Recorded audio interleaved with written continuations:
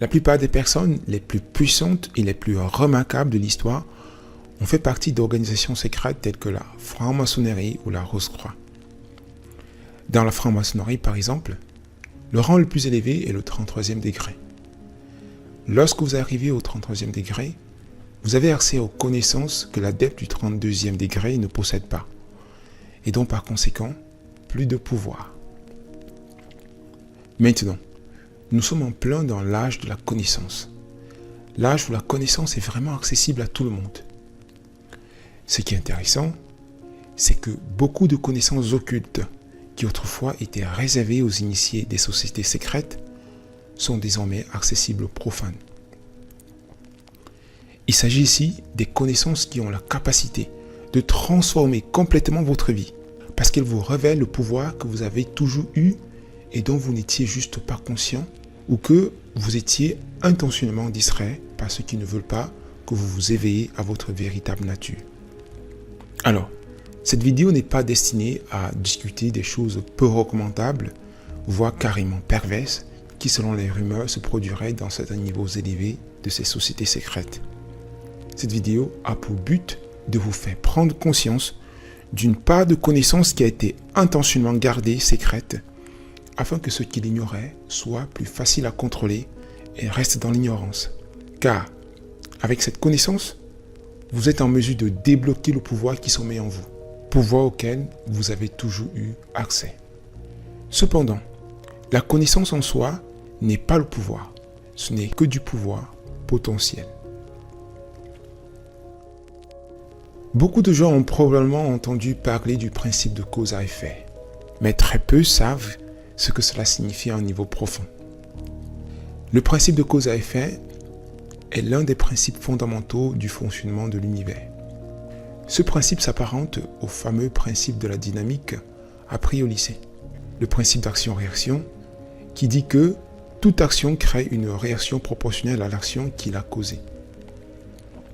Dans les sociétés secrètes, on apprend le même principe, cependant, non pas comme un principe agissant seulement sur le plan physique, mais comme principe régissant la manifestation de la réalité sur les différents plans d'existence, en l'occurrence le plan mental et spirituel.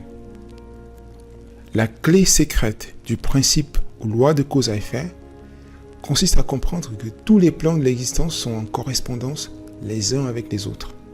Ce qui signifie que si quelque chose existe sur le plan physique, alors il y a également une correspondance de cela sur le plan mental et spirituel.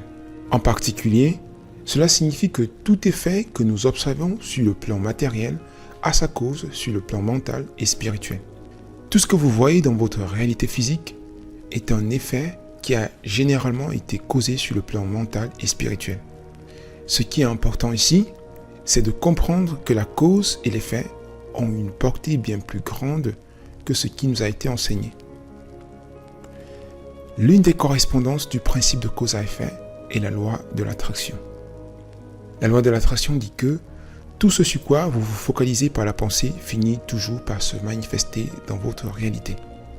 En d'autres termes, la vie que vous avez aujourd'hui, même si vous n'en êtes pas conscient, est le résultat de toutes les pensées que vous avez entretenues jusqu'à maintenant. Le problème, c'est que les gens ne sont en général pas conscients des pensées qu'ils ont. Le principe de cause à effet stipule que ce que nous voyons dans notre réalité physique n'est pas créé à partir du physique, mais à partir du mental et du spirituel. Les manifestations du monde physique sont les effets de certaines causes qui se trouvent sur les plans mentaux et spirituels. Si vous voulez avoir plus de contrôle sur votre réalité physique, vous devez apprendre à contrôler votre monde intérieur, c'est-à-dire votre monde mental. Plus vous êtes connecté à ce que vous êtes, plus vous obtiendrez des effets favorables dans le monde physique. Car le monde extérieur suit toujours le monde intérieur. Ce qui signifie que si vous vous focalisez sur des énergies telles que la joie, l'amour et la paix, c'est ce que vous allez attirer sur le plan physique. Votre cerveau est un émetteur et récepteur d'énergie et d'informations. Les signaux que vous recevez sont déterminés par ceux que vous envoyez. Si vous envoyez des signaux de joie, de paix, de gratitude, de courage, vous allez recevoir davantage de ces mêmes signaux qui vont se traduire avec le temps en manifestation sur le plan physique. La chose la plus importante dès lors, c'est de prendre soin de votre monde mental. Comment? Eh bien, en faisant déjà très attention aux lieux et personnes que vous fréquentez, aux choses que vous autorisez dans votre vie. Bref, à tout ce à quoi vous vous exposez au quotidien. Cela signifie par exemple que si vous êtes entouré de personnes négatives, vous allez naturellement être amené à vous comporter comme elles. Si vous traînez avec des gens qui se droguent et qui disent des jurons à longueur de journée, vous allez finir par en faire de même. Par contre, si vous traînez avec des personnes ambitieuses, motivées, vous allez naturellement devenir une personne ambitieuse et motivée. Dans son livre le plus controversé, Déjouer le diable, Napoléon Hill expose la loi la plus importante de l'influence mentale, la loi du rythme hypnotique, qui dit que lorsque plusieurs personnes se rassemblent, leur fréquence vibratoire va s'harmoniser autour de la fréquence dominante. Eh bien, ceci n'est autre que une manifestation du principe de cause à effet agissant à des niveaux subtils. Lorsqu'en effet vous êtes dans un environnement donné, vous recevez sur le plan subtil des informations de cet environnement. Des informations qui vont vous amener à harmoniser votre fréquence à celle de l'environnement et par conséquent à conditionner votre attitude. Vous allez automatiquement commencer à penser, à parler et à vous comporter comme le veut l'environnement. Telle est la loi.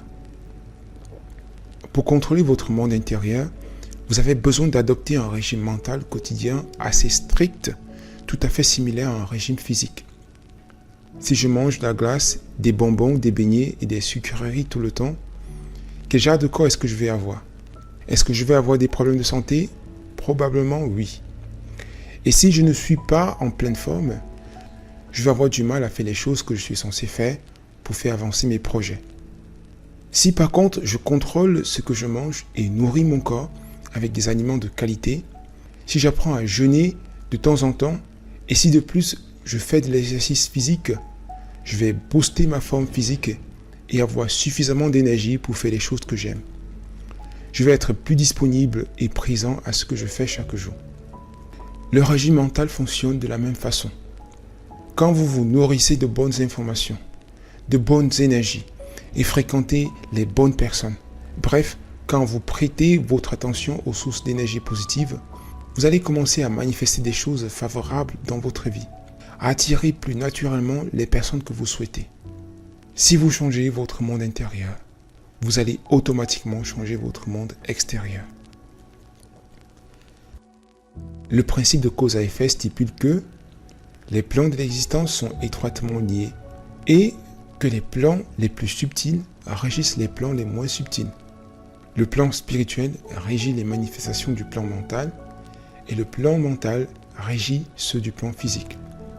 Par conséquent, si vous voulez transformer votre réalité physique, focalisez-vous plus sur le plan mental et spirituel que sur le plan physique.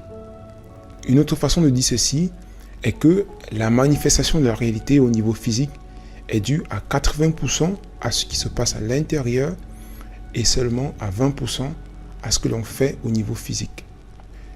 Ce qui signifie encore que pour que vos actions créent les résultats que vous voulez, vous devez être en cohérence avec votre monde intérieur. Il doit y avoir une certaine harmonie à l'intérieur de vous. Vous devez être dans une vibration d'abondance, de bien-être, d'ouverture à la vie, de célébration et de joie. Vous ne pouvez pas manifester à l'extérieur ce qui ne se trouve pas à l'intérieur de vous. Cela explique d'ailleurs pourquoi tous ceux qui gagnent des millions au loto finissent presque toujours par perdre tout cela et à la limite par s'endetter. En d'autres termes, ce ne sont pas vos actions qui créent votre réalité, mais ce que vous êtes, votre fréquence vibratoire dominante. Vos actions véhiculent votre fréquence vibratoire et l'univers ou le champ quantique y répond toujours. Cependant, non pas à l'action que vous posez, mais à la vibration qu'elle émet. Si vous vibrez le manque et la peur, les actions que vous allez poser vont transmettre cette fréquence Et c'est ce que vous allez attirer et manifester. Vos actions, quelles qu'elles soient, ne transmettent que ce que vous êtes à l'intérieur, ou encore ce que vous croyez profondément. Et c'est toujours cela qui se manifeste au final. En conclusion, pour maîtriser la manifestation au niveau physique, vous devez d'abord apprendre à le faire au niveau mental et ensuite au niveau spirituel. Lorsque vous maîtrisez votre monde mental, vous êtes capable d'attirer les choses et les personnes que vous voulez au niveau physique.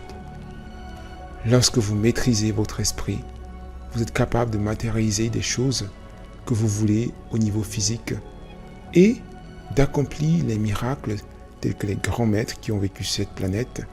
Et là, on parle ici des niveaux avancés de manifestation auxquels vous ne pouvez accéder qu'après avoir maîtrisé le niveau mental.